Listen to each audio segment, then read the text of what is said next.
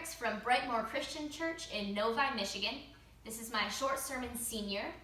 I will be quoting from Genesis 25, 27, 28, 32, and I will be quoting from Psalm 136 and Luke 15.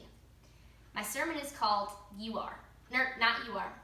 It is called God's Love. Love. The word love is said in the Bible 551 times. God's love is described as unfailing at least 25 times, and God's love is described as faithful 26 times in just one chapter of Psalms, Psalms 136. See, God's love for us is breathed into every word of the Bible, both Old and New Testament. The first trait about God's love is that God loves us even though we've messed up. You don't have to be perfect for God to love you.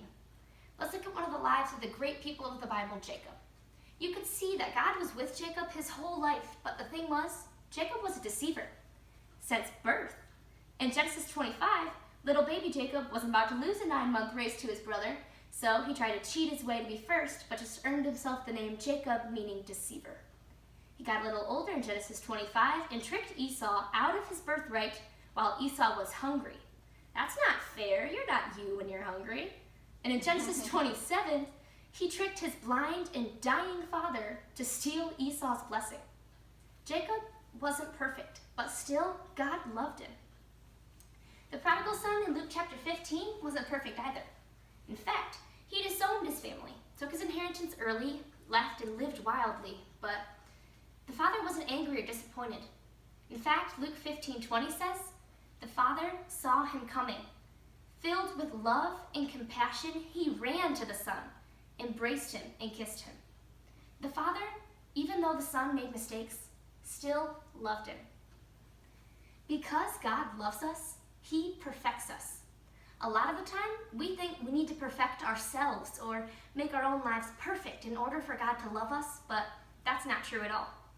Because God loves us so completely, he washes away our mistakes and perfects us with his love. This happened in Jacob's life. In Genesis 32, God perfected Jacob, changed his name from Jacob to Israel, from deceiver to God fights. Because God loved Jacob, he perfected him. This also happened in the prodigal son's life. The father didn't leave him dirty and broken. Instead, he called his servants and said, "Quick, bring the family ring. Bring the finest robe in our house." He took the family ring and restored the son to the family. He took the finest robe that they had and put it around his shoulders. Because the father loved the son, he perfected him. Not only does God's love us even though we're messed up, and not only does his love perfect us, but his love helps us keep going the right way. Once God perfects us, he guides us and helps us along the path he made just for you. This happened in Jacob's life. He's with him every step of the way. In Genesis 28, he said, "The very ground you lie on will belong to you and your descendants forever." His hand of blessing was on Jacob, giving him flocks and herds and a beautiful family, and 12 sons: Reuben, Simeon, Levi, Judah, Dan, Naphtali, Gad, Asher, Issachar, Zebulun, Joseph, and Benjamin. That's a lot of kids. See, those are the 12 tribes of Israel, God's chosen nation. God loved Jacob, perfected him, and used him on an amazing purpose. This happened in the prodigal son's life too. The father didn't tell the son to make a life for himself. Instead, he put his arm around the son's shoulder and guided him down the path home. He was with the son every step of the way.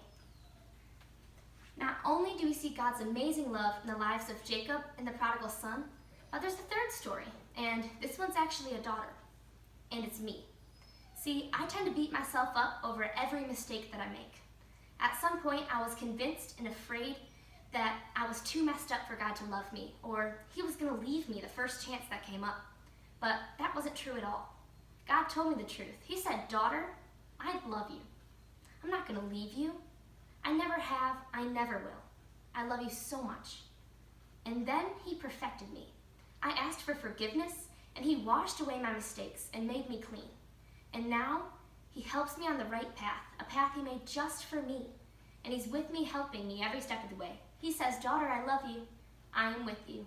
I have a plan for you. He changed my name from sinner to daughter, and he can change yours too. All you have to do is ask.